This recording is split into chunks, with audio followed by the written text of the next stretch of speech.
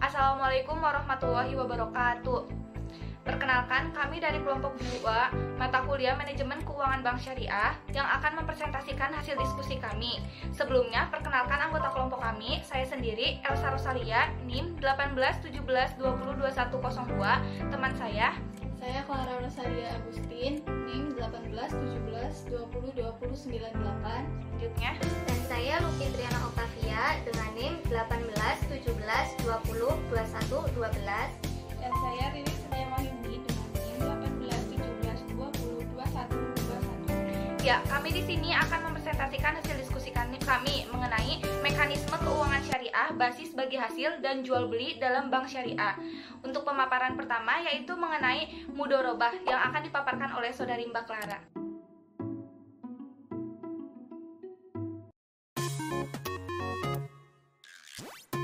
Saya akan menjelaskan materi yang pertama yaitu mengenai mudorobah dan mudorobah muqayadoh.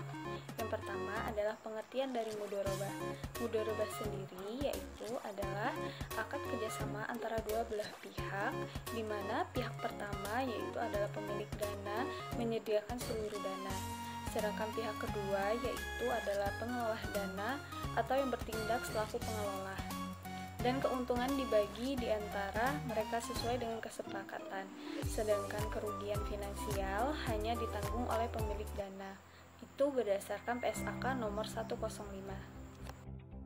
Pada mudorobah ini, bank bertindak sebagai pemilik modal atau sahibul mal, dan sedangkan nasabah bertindak sebagai pengelola modal atau mudharib, di mana keuntungan atau nisbah bagi hasilnya sesuai dengan kesepakatan awal pada saat akad. Selanjutnya yaitu ada mudorobah, biasanya diterapkan pada produk-produk pembiayaan dan pendanaan, di mana pada sisi pendanaan yaitu tabungan mudorobah dan tabungan deposito mudorobah. Tabungan mudorobah adalah simpanan pihak ketiga di bank syariah yang penarikannya dapat dilakukan setiap saat atau beberapa hari sesuai dengan perjanjian. Dalam hal ini, bank bertindak sebagai mudharib atau pengelola modal dan deposan sebagai sahibul mal atau pemilik modal. Bank sebagai mudharib akan membagi keuntungan kepada sahibul mal sesuai dengan nisbah atau persentase yang telah disepakati bersama. Yang kedua yaitu ada deposito mudorobah. Deposito investasi mudorobah merupakan investasi melalui simpanan pihak ketiga atau perorangan atau badan hukum yang penarikannya hanya dapat dilakukan dalam jangka waktu tertentu atau jatuh tempo dengan mendapatkan imbalan bagi hasil. Adapun dari sisi pembiayaan, mudorobah diterapkan untuk yang pertama, pembiayaan modal kerja, di mana bank menyediakan pembiayaan modal investasi atau modal kerja atau pemilik modal atau sahibul mal, sedangkan nasabah menyediakan usaha dan manajemennya atau mudharib. Hasil atau keuntungan akan dibagi dengan kesepakatan bersama dalam bentuk nisbah atau persentase tertentu dari keuntungan, misalnya 65% banding 35%. Yang kedua yaitu ada investasi khusus, disebut juga mudorobah muqayadoh, di mana sumber dana khusus dapat dengan penyaluran dana yang khusus dengan syarat-syarat yang telah ditetapkan oleh sahibul mal. Nah, yang selanjutnya yaitu ada rukun dan syarat mudorobah, di mana menurut para jumhur ulama menyatakan bahwa rukun mudorobah terdiri atas orang yang berakad, adanya modal, keuntungan, kerja, dan adanya akad. Kemudian untuk syarat-syarat mudorobah yaitu yang pertama bagi pihak yang berakad, di mana harus cakap bertindak hukum dan cakap diangkat sebagai wakil atau bagi mudharib. Untuk yang kedua yaitu yang terkait dengan modal, disyaratkan yang pertama berbentuk uang, jelas jumlahnya, tunai, diserahkan sepenuhnya kepada mudharib. Kemudian yang ketiga terkait dengan keuntungan, disyaratkan bahwa pembagian keuntungan harus jelas dan diambil dari keuntungan. Yang terakhir yaitu untuk akad, mengikuti syarat sebuah akad pada umumnya, di mana yaitu harus jelas sigotnya dan ada kesesuaian antara ijab dan qabul yang telah mereka lakukan. Setelah penjelasan dari rukun dan syarat mudorobah tadi, Kemudian ada pula jenis-jenis dari mudharabah. Yang pertama ada mudharabah mutlaqah atau investasi tidak terikat atau dana syirka temporer, di mana yaitu pihak pengusaha diberi kuasa penuh untuk menjalankan proyek tanpa larangan atau gangguan apapun. Urusannya berkaitan dengan proyek itu dan tidak terikat dengan waktu, tempat, jenis, perusahaan, dan pelanggan. Untuk jenis yang kedua yaitu ada mudharabah muqayyadah atau muqaidah atau investasi terikat, di mana pemilik dana atau sahibul mal membatasi atau memberi syarat kepada mudharib dalam pengelolaan dana, seperti misalnya hanya untuk melakukan mudharabah di bidang tertentu, cara, waktu, dan tempat yang tertentu saja. Bank dilarang mencampurkan rekening investasi berbatas dengan dana bank atau dana rekening lainnya pada saat investasi. Untuk pencatatan mudharabah muqayyadah ini terdapat dua cara, yaitu yang pertama ada off balance sheet, di mana ketentuan-ketentuannya yang pertama ada bank syariah bertindak sebagai manajer saja dan mendapat fee sebagai arranger. Yang kedua, pencatatan transaksi di bank syariah yaitu menggunakan off balance sheet saja. Kemudian yang ketiga, bagi hasilnya hanya melibatkan nasabah investor dan debitur saja. Yang keempat, ada besar bagi hasil sesuai kesepakatan nasabah investor dan debitur. Untuk cara yang kedua yaitu ada on balance sheet dengan ketentuan-ketentuan. Yang pertama, nasabah investor mensyaratkan sasaran pembiayaan dananya seperti untuk pertanian tertentu, properti, atau pertambangan saja. Yang kedua yaitu pencatatan di bank syariah secara on balance sheet. Yang ketiga, penentuan nisbah bagi hasil atas kesepakatan bank dan nasabah.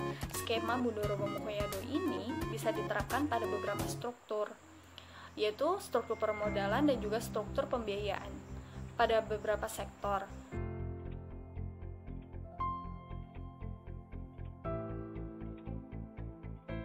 Selanjutnya yaitu ada rukun-rukun dan syarat mudharabah muqayyadah. Rukun akad mudharabah muqayyadah ini yaitu yang pertama, ijab dan qabul. Yang dimaksud ijab adalah perkataan yang diucapkan oleh pihak pertama yang menghendaki terjadinya akad mudharabah. Sedangkan qabul adalah jawaban yang mengandung persetujuan yang diucapkan oleh pihak kedua atau yang mewakilinya. Yang kedua yaitu pemodal atau pelaku usaha. Orang yang diperbolehkan untuk melakukan akad mudharabah adalah orang yang memenuhi 4 kriteria, yang merdeka, telah balik, berakal sehat, dan rasyid atau mampu membelanjakan hartanya dengan baik dalam hal-hal berguna. Yang ketiga yaitu ada modal. Yang dimaksud dengan modal adalah harta milik pihak pertama atau pemodal kepada pihak kedua atau pelaku usaha guna membiayai usaha yang dikerjakan oleh pihak kedua. Para ulama telah menyebutkan beberapa persyaratan bagi harta yang menjadi modal akad mudharabah muqayyadah ini, yaitu yang pertama, diketahui jumlahnya oleh kedua belah pihak dan modal diserahkan kepada pelaku usaha. Nah, pada syarat-syarat mudharabah muqayyadah ini yaitu yang pertama, bank bertindak sebagai agen penyalur dan investor atau channeling agent kepada nasabah yang bertindak sebagai pengelola dana untuk kegiatan usaha dengan persyaratan dan jenis kegiatan usaha yang ditentukan oleh investor. Yang kedua, jangka waktu pembiayaan, pengembalian dana, dan pembagian keuntungan ditentukan berdasarkan kesepakatan antara investor, nasabah, dan bank. Dan yang ketiga, bank tidak ikut serta dalam pengelolaan usaha nasabah tetapi memiliki hak dalam pengawasan dan pembinaan usaha nasabah. Yang keempat, pembiayaan diberikan dalam bentuk tunai atau barang. Yang kelima, dalam hal pembiayaan diberikan dalam bentuk barang yang diserahkan harus dinilai dengan harga perolehan atau harga pasar. Keenam, yaitu bank sebagai agen penyaluran dana dapat menerima fee atau imbalan yang perhitungannya diserahkan pada kesepakatan para pihak. Yang ketujuh, pembagian keuntungan dari pengelolaan dan investasi dinyatakan dalam bentuk nisbah yang disepakati antara investor dan nasabah. Yang terakhir, yaitu yang kedelapan, bank sebagai agen penyaluran dana Milik investor tidak menanggung resiko kerugian kegiatan usaha kecuali jika nasabah melakukan kecurangan, lalai, atau menyalahi perjanjian yang mengakibatkan kerugian usaha. Pengertian syirkah.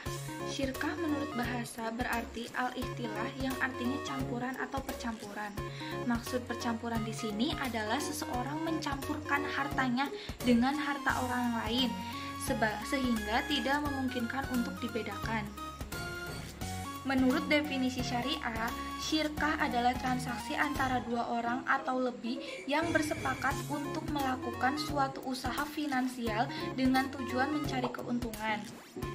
Sedangkan menurut Fatwa Dewan Syariah Nasional menyebutkan bahwa kebutuhan masyarakat untuk meningkatkan kesejahteraan dan usahanya terkadang memerlukan dana dari pihak lain, antara lain melalui pembiayaan musyarakah, yaitu pembiayaan berdasarkan akad kerjasama antara dua belah pihak untuk melakukan suatu usaha tertentu. Masing-masing pihak memberikan kontribusi dana dengan ketentuan bahwa keuntungan dan resiko akan ditanggung bersama sesuai dengan kesepakatan yang telah disepakati. Dasar hukum syirkah terdapat dalam Al-Quran, Al-Hadis, dan Ijma. Untuk selanjutnya yaitu macam-macam syirkah. Macam-macam syirkah terbagi menjadi dua macam. Yang pertama ada syirkah amalak. Syirkah amalak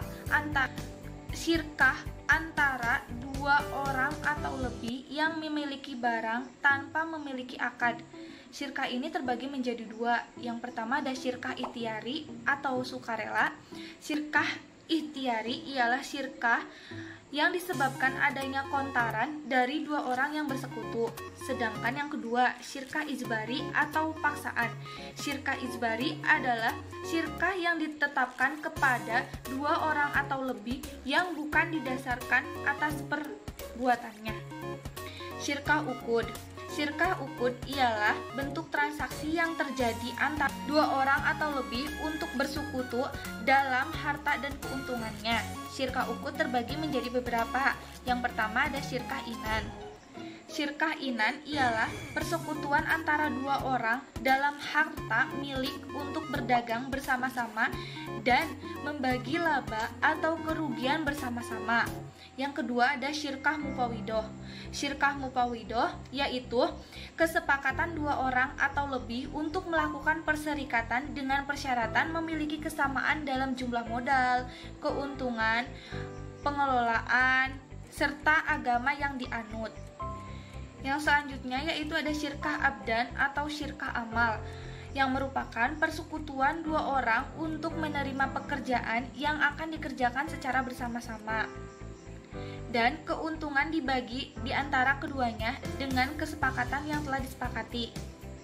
Yang terakhir, syirkah wujud adalah persekutuan dua pemimpin dalam pandangan masyarakat tanpa modal untuk membeli barang tidak secara tunai dan menjualnya secara tunai.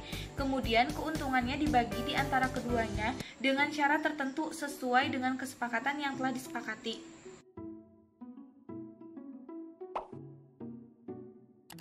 Selanjutnya yaitu implementasi syirkah dalam lembaga keuangan syariah. Musyarakah dalam perbankan syariah yaitu yang pertama ada musyarakah permanen, di mana pihak bank merupakan partner usaha tetap dalam suatu proyek atau usaha. Bentuk ini merupakan alternatif bagi investasi surat-surat berharga atau saham yang dapat dijadikan salah satu portofolio investasi bank. Yang kedua, yaitu ada musyarakah digunakan untuk skema pembiayaan modal kerja. Bank merupakan partner awal dari sebuah usaha atau proses produksi. Dalam skim ini, pihak bank akan menyediakan dana untuk membeli aset atau alat-alat produksi. Begitu juga dengan partner musyarakah lainnya. Dan yang ketiga, yaitu musyarakah digunakan untuk pembiayaan jangka pendek. Misalnya pembiayaan perdagangan, ekspor, impor, dan keperluan khusus nasabah lainnya. Implementasi akad musyarakah oleh bank syariah diterapkan pada pembiayaan usaha dan proyek yang dibiayai oleh lembaga keuangan yang tidak 100%, sedangkan selebihnya oleh nasabah. Di samping itu juga diterapkan pada sindikasi antara lembaga keuangan. Aplikasi pembiayaan musyarakah dapat berupa pembiayaan modal kerja dan pembiayaan ekspor. Aplikasi musyarakah dalam perbankan biasanya diaplikasikan untuk pembiayaan proyek yang menyebabkan nasabah dan bank sama-sama menyediakan dana untuk membiayai proyek tersebut. Setelah proyek itu selesai, nasabah mengembalikan dana tersebut bersama bagi hasil yang telah disepakati bersama.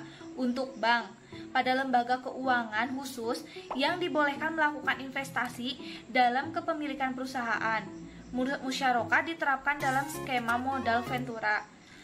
Penanaman modal dilakukan untuk jangka waktu tertentu. Setelah itu, bank melakukan investasi atau menjual bagian sahamnya secara singkat atau bertahap.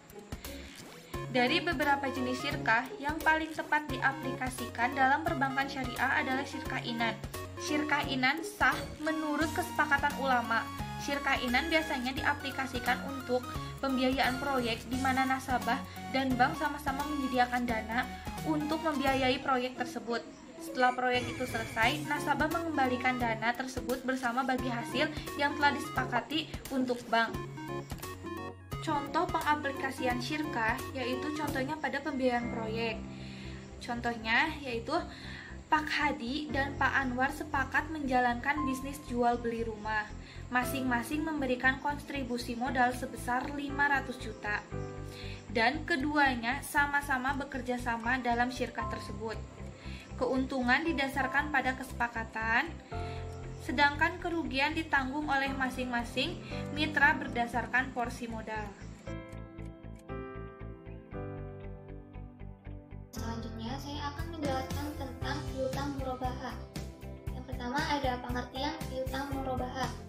Piutang itu timbul dari adanya penjualan atau jasa secara kredit di mana ada tanggung waktu antara penyerahan barang atau jasa dengan saat diterimanya pembayaran.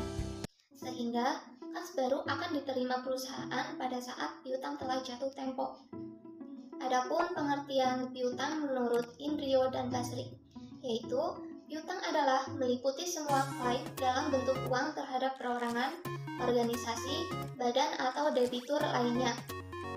Piutang juga timbul dari beberapa jenis transaksi. Yang paling umum itu ada penjualan barang atau jasa yang dilakukan secara kredit. Piutang merupakan suatu pos yang terdapat dalam kegiatan aktiva lancar yang dapat dengan cepat dituangkan menjadi kas. Adapun pengertian dari murabahah itu sendiri, yaitu akad jual beli barang dengan menyatakan harga perolehan dan keuntungan atau yang disebut dengan margin yang disepakati oleh penjual dan pembeli. Nah, dari penjelasan tadi kita bisa menyimpulkan bahwa piutang murabahah adalah suatu bentuk dari jual beli tertentu ketika penjual menyatakan harga asalnya meliputi harga barang di mana nasabah mempunyai kewajiban membayar seluruhnya pada waktu jatuh tempo serta menentukan keuntungan atau yang disebut dengan margin yang telah disepakati. Untuk yang selanjutnya yaitu ada prosedur piutang murabahah. Dalam prosedur piutang murabahah di sini ada 7 poin. Yang pertama ada permohonan pembiayaan, yang kedua ada pengumpulan data dan investasi, yang ketiga ada analisa pembiayaan, yang keempat ada persetujuan pembiayaan, yang kelima ada pengumpulan data tambahan, yang keenam ada pengikatan, dan yang ketujuh ada monitoring. Untuk selanjutnya ada klasifikasi piutang. Untuk klasifikasi piutang itu ada 3. Yang pertama piutang dagang, yang kedua ada wesel tagih, dan yang terakhir ada piutang lain-lain. Untuk yang pertama itu ada piutang dagang. Piutang dagang itu timbul dari kegiatan operasi normal perusahaan. Piutang dagang juga diklasifikasikan dalam neraca sebagai aktiva lancar. Biasanya, piutang usaha semacam ini normalnya diperkirakan akan tertagih dalam periode waktu yang relatif pendek, seperti 30 atau 60 hari. Piutang usaha biasanya paling besar dimiliki oleh perusahaan. Bisa disubklasifikasikan menjadi piutang usaha dan wesel tagih. Yang selanjutnya ada wesel tagih. Wesel tagih merupakan lebih formalnya itu dari piutang usaha atau piutang dagang. Wesel tagih merupakan piutang yang didukung oleh surat perjanjian formal untuk membayar sejumlah uang tertentu pada tanggal yang telah ditentukan. Wesel tagih berasal dari penjualan, pembiayaan, atau transaksi lainnya. Wesel tagih bisa bersifat jangka pendek maupun jangka panjang. Piutang wesel dapat dibedakan menjadi dua macam. Yang pertama ada wesel berbunga dan yang kedua ada wesel tanpa bunga. Untuk wesel yang berbunga, wesel yang disebutkan suatu tingkat tertentu, biasanya dinyatakan dalam persen. Pada tanggal jatuh tempo, kreditur akan menerima sebesar nilai nominal wesel ditambah dengan bunga. Untuk wesel tanpa bunga, itu wesel tagih yang tidak terbebani bunga, sehingga nilai yang dibayarkan pada saat jatuh tempo adalah sebesar nilai nominalnya. Hal ini dikarenakan pada saat pemberian piutang kepada debitur, nilai nominal piutang tersebut telah dipotong terlebih dahulu menurut persentase yang telah ditetapkan sebagai jasa atau piutang, sehingga antara tanggal terbit wesel dengan tanggal jatuh tempo wesel tersebut tidak terbebani oleh bunga. Yang terakhir itu ada piutang lain-lain. Piutang lain-lain ini timbul dari penjualan dan jasa yang dihasilkan, atau dengan kata lain bukan dari tagihan kegiatan normal perusahaan, itu yang disebut dengan piutang lain-lain. Piutang lain-lain ini terdiri atas macam-macam tagihan yang tidak termasuk ke dalam piutang dagang maupun wesel tagih. Yang selanjutnya, pengakuan dan pengukuran piutang. Yang pertama ada pengakuan piutang. Pengakuan piutang ini berkaitan dengan pengakuan pendapatan, atau dapat diartikan proses penghasilan selesai dan janji pembayaran yang valid diterima. Maka selanjutnya piutang usaha yang timbul dari penjualan barang secara umum diakui ketika kepemilikan barang dialihkan kepada pembeli. Saat pemindahan barang kepada pembeli, perlu kriteria untuk mengakui telah terjadinya piutang yang dipengaruhi oleh syarat-syarat penyerahan barang.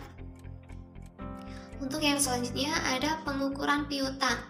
Pengukuran terhadap piutang meliputi jumlah yang diakui sebagai piutang yang telah dikurangi dengan potongan-potongan.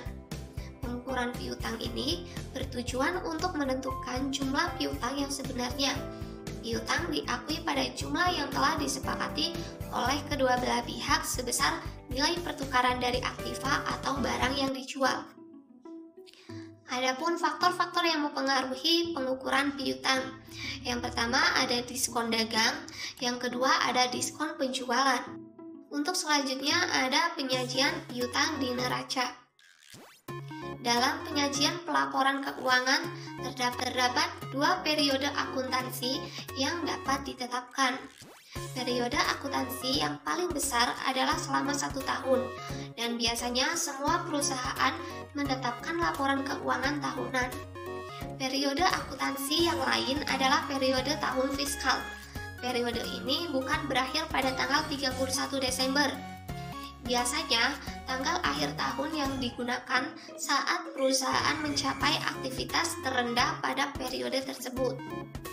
Biasanya, tahun fiskal ini digunakan jika ingin mengetahui perkembangan perusahaan dengan segera, atau ada pihak luar ingin mengetahui informasi tentang keadaan perusahaan. Dan yang selanjutnya ada pengawasan terhadap piutang. Yang pertama ada tujuan dari pengawasan piutang. Tujuan dari pengawasan piutang itu sendiri yaitu yang pertama, agar piutang dapat ditagih tepat waktunya dan sesuai dengan syarat yang telah ditetapkan. Yang kedua, semua pembayaran dari piutang betul-betul diterima perusahaan dalam waktu yang sesuai dengan pembayaran yang dilakukan oleh debitur. Yang terakhir, agar penghapusan piutang dan kerugian dapat ditekan sekecil mungkin. Untuk lebih jelas, maka akan diuraikan pengawasan terhadap piutang, yaitu ada pengawasan pemberian kredit dan pengawasan penagihan. Untuk pengawasan pemberian kredit, standar kredit digunakan oleh banyak perusahaan untuk memutuskan pelanggan mana yang pantas mendapatkan kredit dan seberapa besar kredit yang dapat diterima. Penentuan standar kredit mengharuskan perusahaan untuk menilai kredibilitas atau kualitas kredit pelanggan. Secara tradisional, penilaian kredibilitas pelanggan melibatkan pertimbangan atas 5K. Itu ada karakter, kapasitas, kapital, kolateral, dan kondisi. Yang selanjutnya ada pengawasan penagihan. Penagihan piutang yang efisien banyak mempengaruhi keberhasilan perusahaan dalam menyalurkan kredit piutang. Untuk itu, perlu disusun suatu prosedur yang dapat dilakukan dengan cara mengingatkan pelanggan atau debitur bila batas waktu hutang telah dekat. Yang selanjutnya, ada mengirimkan surat teguran yang nadanya yang tegas dan mengajukan tuntunan perdata. Selanjutnya saya Riri Setiawahyuni akan melanjutkan materi terkait piutang salam, piutang istisna, dan metode penentuan harga jual dan profit margin untuk pembiayaan berbasis jual beli. Yang pertama yaitu ada piutang salam. Piutang salam sendiri menurut beberapa ulama mendefinisikan bahwa mulai dari ulama fikih di mana salam adalah menjual suatu barang yang penyerahannya ditunda atau menjual suatu barang yang ciri-cirinya jelas dengan pembayaran modal lebih awal sedangkan barangnya diserahkan kemudian.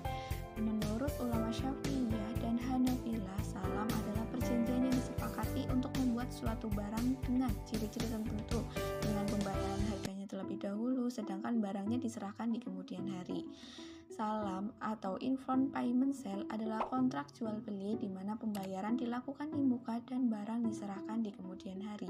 Dalam hal ini yang menjadi syarat terlaksananya salam adalah kejelasan modal, kejelasan harga, kejelasan fisik barang, dan kejelasan waktu penyerahan. Oleh karena itu, barang diserahkan secara tangguh sedangkan pembayaran dilakukan secara tunai. Kemudian dapat disimpulkan bahwa piutang salam sendiri merupakan tagihan bank kepada pemasok yang harus diselesaikan dalam bentuk penyerahan barang, bukan penerimaan dalam bentuk uang tunai. Piutang salam timbul dari penyerahan uang kepada pemasok senilai barang yang dipesan. Adapun rukun dan syarat salam. Yang pertama yaitu ada rukun pelaksanaan jual beli dengan sistem salam. Yang pertama di mana harus ada muslim atau pembeli, adalah pihak yang membutuhkan dan memesan barang. Yang kedua, harus ada muslim ilahi atau penjual, adalah pihak yang memasok barang pesanan. Yang ketiga yaitu harus ada modal atau uang, ada pula yang menyebutnya dengan harga atau toman. Yang keempat yaitu muslam fihi, adalah barang yang dijual belikan. Dan yang kelima yaitu ada sikot, adalah ijab dan qabul. Selanjutnya setelah rukun kita itu ada syarat-syarat jual beli dengan salam, yaitu yang pertama, orang yang berakad harus sudah balik dan berakal. Yang kedua, barang yang dipesan harus jelas ciri-cirinya, harganya, dan jelas waktu penyerahannya ketika akad berlangsung. Yang ketiga yaitu pada ijab dan qabul haruslah dengan pernyataan yang jelas dan dipahami oleh kedua belah pihak, tidak mengandung makna ganda. Selanjutnya yang kedua yaitu ada piutang istisna. Istisna atau purchase by order or manufaktur, yaitu transaksi ini merupakan kontrak antara pembeli dan bank. Dalam kontrak ini, bank menerima pesanan dari pembeli atau nasabah.